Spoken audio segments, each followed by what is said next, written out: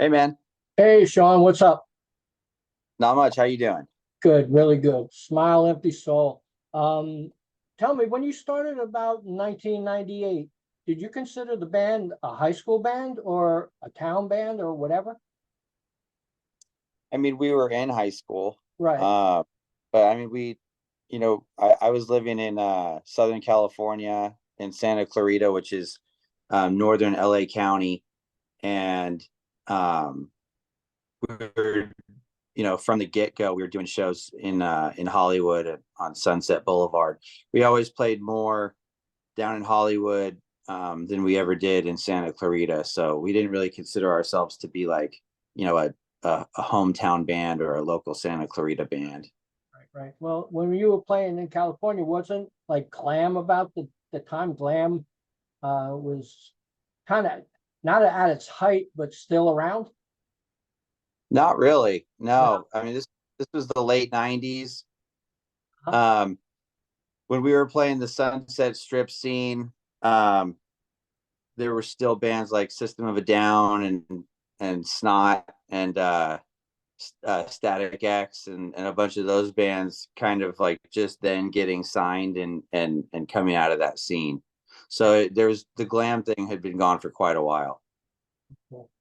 Now, your 2021 album, um, you did all on your own in-house, right?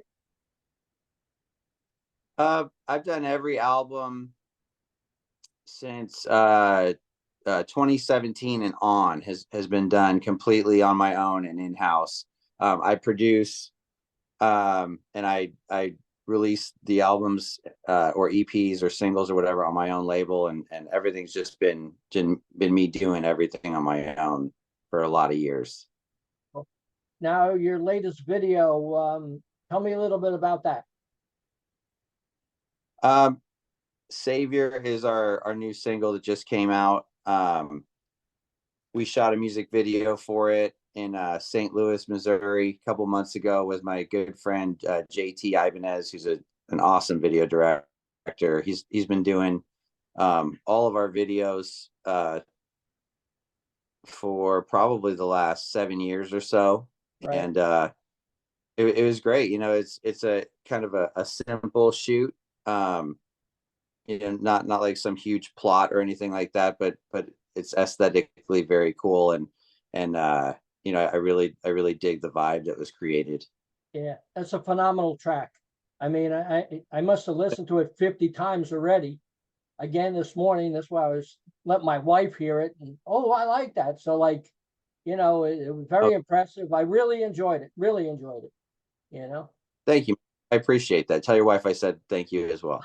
Okay, no problem. Now you have a new EP coming out, Swan Song, at the end of the year. Can you tell me anything about that? Yeah,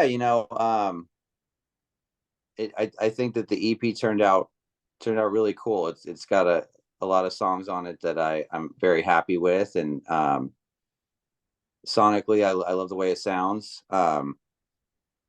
We went in the studio in April, and or was it, no, it was March, I believe. We went in the studio and tracked it, and it was a great time in the studio. We record typically these days in the studio in St. Louis called Firebrand Recording. Right. Love working there. I love working with the engineer there, Brian Sheffer. He's incredible. It's Uh, always a super pleasant experience, and it was a wonderful time making the record, and I think it turned out great. cool, cool. How many songs will be on it? 6. Six songs. Cool, cool, cool. The longevity of the band. Tell me a little bit about that. I mean, like you said, you started in 1998 and you're still going now. What do you accomplish yourself with being around that long? I mean, the band has always been my baby, if you will. We were a three-piece for a very long time. I was always the singer and guitar player, but I always wrote all the songs, and I was always the driving force behind the band. Right. Um, and so, over the years, we've definitely had our struggles and members that had to leave in order to go do the family thing or whatever here and there. But it's always been my passion, and I've always been able to somehow keep it going through thick and thin. Right. There's definitely a lot of good times and a lot of bad times. Right. But it's been quite a ride. Cool, cool, cool. Do you feel the pressures on you every time you release something or go out on tour? The pressure's all on you because everybody's focused on you. I mean, the pressure is definitely always on me because I wear almost all of the hats, Right. I mean, I write the songs, I sing, play guitar, play the bass, all the overdubs. I produce the records. I release the records on my own label. And then when we go tour, I'm also our manager. Um, and we go tour, and I drive my RV. I'm the driver. I sell my own merch. I'm the merch guy. Wow. The pressure is definitely on. Um, I have a booking agent Uh-huh. um, that helps me at least book the tours, Right. and then Yeah. I have drummer, and I have a tour manager that helps me on the road to be the relationship with the club Right. every night and help me with some of those things. But most of it falls on me, but that's okay. I'm pretty used to it at this point. Cool, cool, cool. When you were younger, like in your teen years, did you collect anything? Just hobby wise, Yeah. when I was a kid, I collected baseball cards. Uh-huh. I was a huge baseball nut when I was young. I played little league, and then for the school, through junior high, and um so I collected baseball cards. I collected coins. To this day, I collect precious metals. I Uh-huh. still collect silver and gold, Cool. and but I can't think of anything else. Cool, cool. Tell me some of the things that I see behind you on the walls. What's all that stuff? Oh, just Yeah. I've got some gold records, and I've got some just vinyl Right. releases of art, just in plaques and things of that nature. Some streaming Right. plaques, and just some little tokens of the last 21 years. Cool, cool, cool. When you do an autograph and stuff, what's the feeling like? When I what? When you kids are waiting for your autograph, how's that feeling like? I mean, it's always cool that somebody cares to have you scribble your name on something. I mean, Right. it shows that they value what you do, and it's always appreciated from my end. We've been doing it long enough now that the the shock of that has worn off, so it's pretty Right. standard place, but it's always appreciated still. Cool, cool. Did you always want to go into music or you wanted to do something else? When I was a small kid, I wanted to play baseball, but Right. I started getting I picked up the guitar when I was 10, and I really started shifting my focus to completely to music probably around 13, I'd say. So from that moment on, all I ever wanted to do was play music. Do you remember what band really made an impact on you back then? Yeah, I mean, the first wave of music that really connected with me was the 90s grunge scene. Right. I was heavily into Stone Temple Pilots, Alice in Chains, Nirvana, Soundgarden, Cool. and those bands really, I felt their music in a way that kind of stirred my soul and inspired me to want to play music as well. Cool. What's the last concert you attended? Not your own, but who's the last band you saw live? You know, Oh, actually, I don't go to a lot of concerts. Uh-huh. To be honest, I don't really enjoy them too much. You know, Right, at this point, at this point, I started touring when I was 21. I'm 42 now, so I've been on the road half of my life, and right. a concert feels like work, Yeah, and the last thing I want to be doing when I'm not playing a show is fighting a bunch of people to like get in and out of a room and stand there all, snug with people. It's not enjoyable to me very much, I but understand that. I did actually on this last tour we had a day off and we found out our friends in Edema and Tantric were playing a Right, show right off the path that we were naturally traveling in. So we swung by their show to say hi to them. That's the last show that I've attended that we weren't playing. right, right. Well, I definitely understand the feeling of not like going to a show and stuff like that because I'm a photographer, and sometimes it's general admission, and I'm only 5'7", so like I'm in trouble, So like, Right. I got to try to weasel my way all the way to the front or whatever I could do, and there's always a woman that wants to start some shit, So like, you know, oh, he touched me, and like, forget it, I just try to enjoy myself, even if I'm taking pictures, and then you got people who don't see you that they want to talk to you. No, I'm doing a job. I'll talk to you when we're done, but as Yeah. with you, you're doing a job. People don't understand that. Like they might meet you, you might have a bad day. Maybe you got a toothache and you don't want to be bothered. Oh, he's an asshole, like, they got to understand all these factors factor into a show, you know. So like when you go Yeah. on, go ahead, go What's ahead. that? You could go ahead. I was just going to say there's a lot that going on behind the scenes, and it's definitely work to me. So, Yes, you know, and the only times I go out to shows is if I've got good friends playing you know, that have given me passes, so I don't have to deal with the normal, right. um, front office and will call and going in there and fighting the people, and it's got to be smooth and easy for me, or else I just rather not go. You Yeah, I know. can understand that. Is there any particular food that you eat when you go on the road? Yeah, I mean, excuse me. I I gave up partying a long time ago, Right, and touring is pretty much work at this point. right, But one of the things that I have found to really enjoy out there is food. right.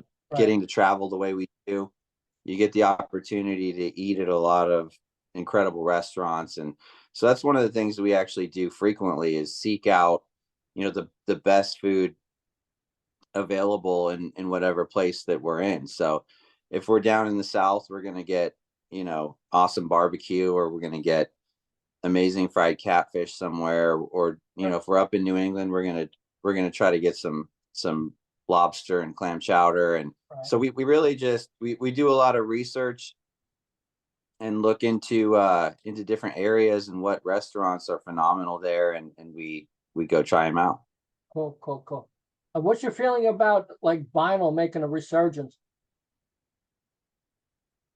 I really like how vinyl has become popular again. I think it's cool that people still want something physical to hold, and I think it's great that people are appreciative of the warmth that Right, vinyl provides sonically. Um, it's a departure from everything is moved into the world of Spotify, where it's just everything is just the click of a button and whatever song you want in the whole world that instant. Vinyl's kind of the opposite mentality. You put it on track one, and you let it play. You can't really skip around too easily.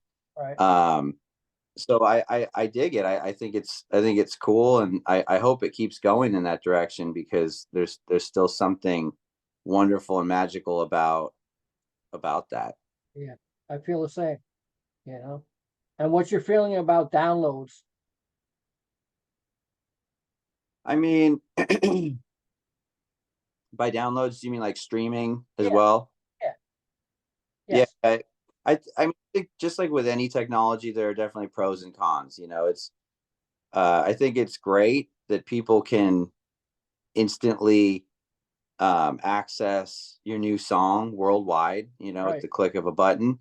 But I also think that it cheapens the value of music to the young generations, and it also creates a scenario where it's like you have people that like your music that aren't aware of your actual catalog of you know what song came from what album and right, what the timeline was when you released this, when you released that.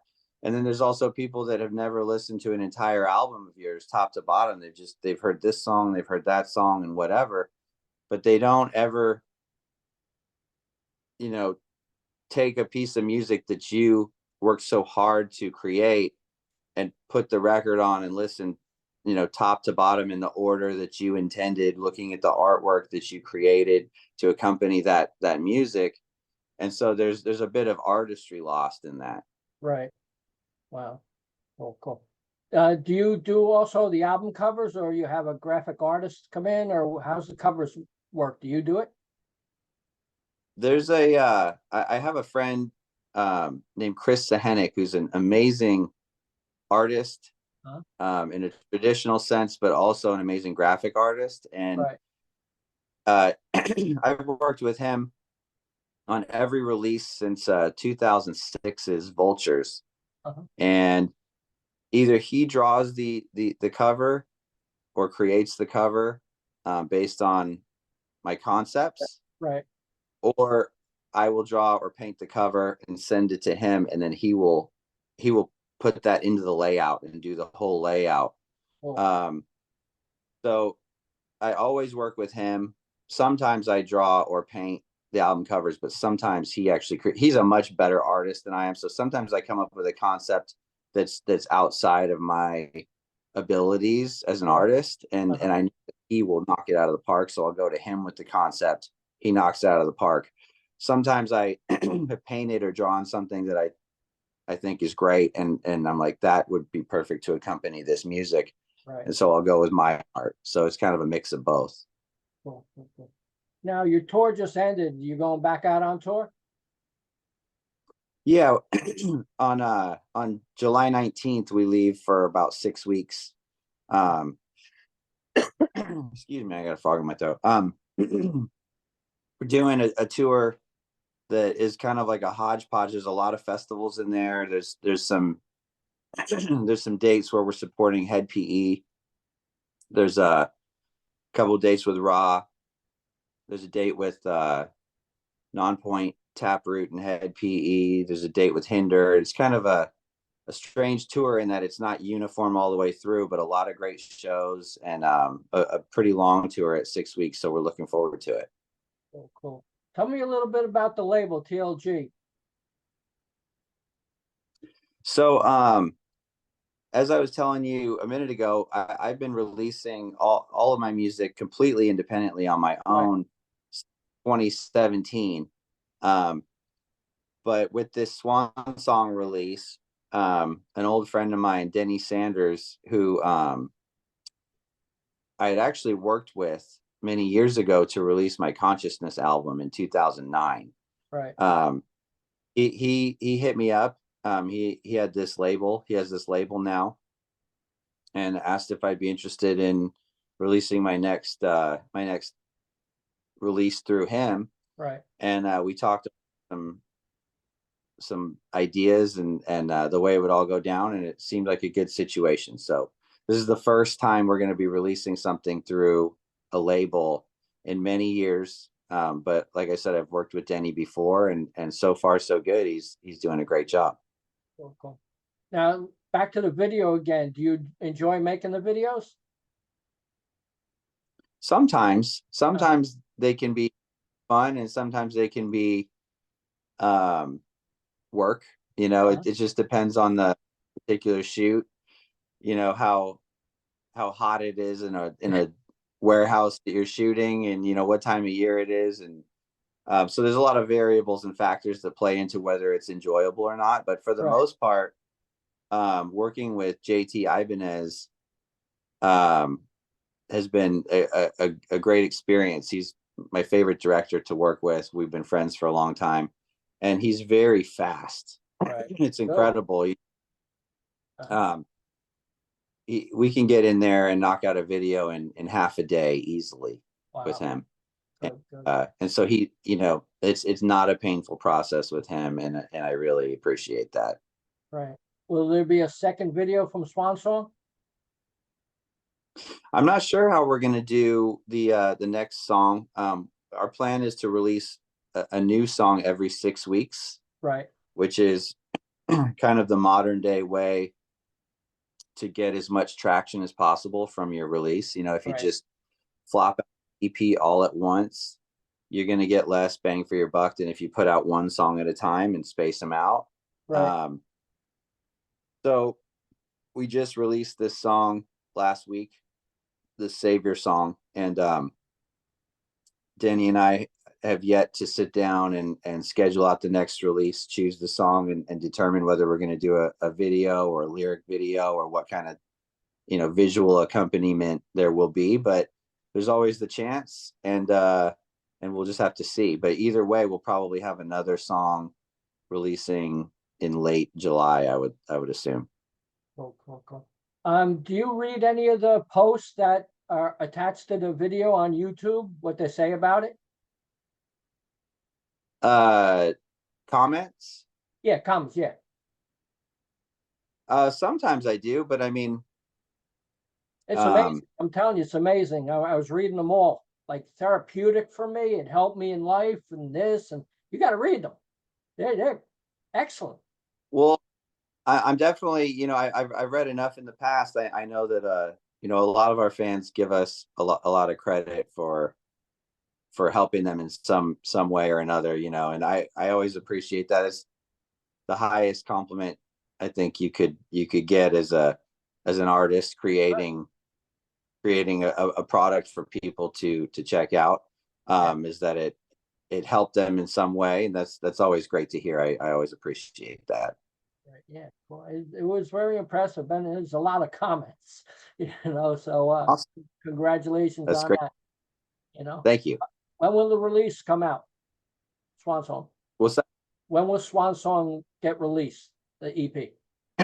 We haven't set an exact date for the EP, for the full EP, but Right. it'll be probably at the end of the year, Right.